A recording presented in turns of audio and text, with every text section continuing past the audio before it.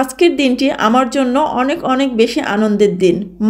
আমার মা এসেছে, যার কাছে আমি কলিজার টুকরো। হ্যাঁ, আমার আম্মু আমার বাসায় এসেছে। রান্নাবান্না করে আমি আম্মুর জন্য অপেক্ষা করছিলাম, তো একসাথে খাবো বলে। প্রথমে এসে ফ্রেশ হয়ে নামাজ কালাম পড়ে নিল।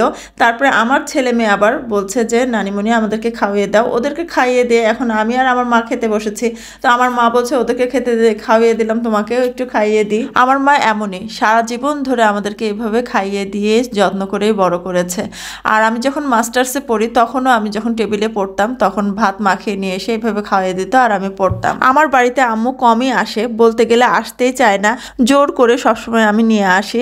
আর রাজশাহী থেকে মেহেরপুরের ডিস্টেন্স যেহেতু অনেক বেশি, তো অনেক সময় ধরে গাড়িতে থাকতে হয়, সেই জন্য আসতে চায় না। আর যখনই আসে তখনই ব্যাগ ভর্তি করে এক গাদা জিনিসপত্র নিয়ে আসে, যদিও আমি মানা করি তারপরও এগুলো নিয়ে আসবেই সে। যখন যে সিজনে যে জিনিসটা পাওয়া যায় আমার আম্মু আব্বু সেগুলাই পাঠিয়ে দেয় আমার জন্য। আর আগে তো হাঁড়ি ভর্তি করে পিঠা বানিয়ে নিয়ে আসতো যখন আমার শাশুড়ি মা বেঁচে ছিলেন।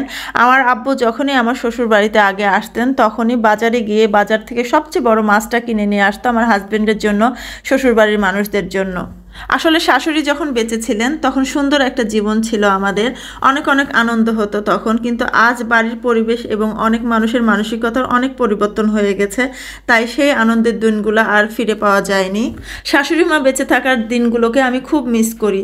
যত সময় যাচ্ছে ততই যেন মানুষের আচরণের পরিবর্তন দেখতে পাচ্ছি। এদিকে আমার আম্মু তো আমার ছেলের জন্য পেয়ারা নিয়ে এসছে। আমার ছেলে খুবই পেয়ারা পছন্দ করে, তো ওর জন্য পেয়ারা নিয়েছে। আমি অনেক বকা দিই, যদিও বলি যে আমার বাসায় কোনো কিছুর অভাব নেই, তুমি এত কিছু নিয়ে আসবা না। তারপরও মা বাবা তো কথা শোনে না, তাদের মনে হয় দিতে পারলে আত্মা ঠান্ডা হয়, তো যা হাতের কাছে যা পায় সব নিয়ে আসে। বিশেষ করে ফ্রিজের জিনিস আনতে আমি মানা করি, তারপরে আনবে। আর আমার আব্বু বাজারে গিয়ে দেখেছে বড় একটা রুই মাছ, আর আমার বড় কন্যা রুই মাছ খুব পছন্দ করে, তো ওর জন্য রুই মাছটা কেটে আস্ত রুই মাছটা কেটেই নিয়ে চলে এসেছে। এছাড়া দেশি মুরগি গরুর মাংস সব কিছু নিয়ে এসেছে।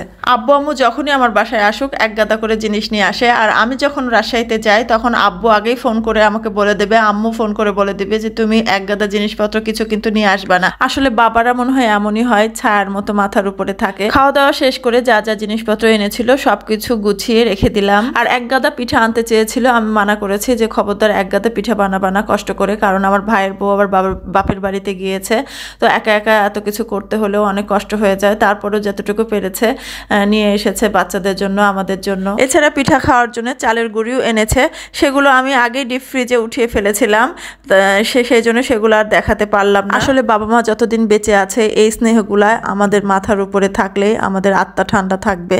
তাই সকল বাবা মার জন্য অনেক অনেক দোয়া, আল্লাহ যেন সকল বাবা মাকে ভালো রাখে, আমিন।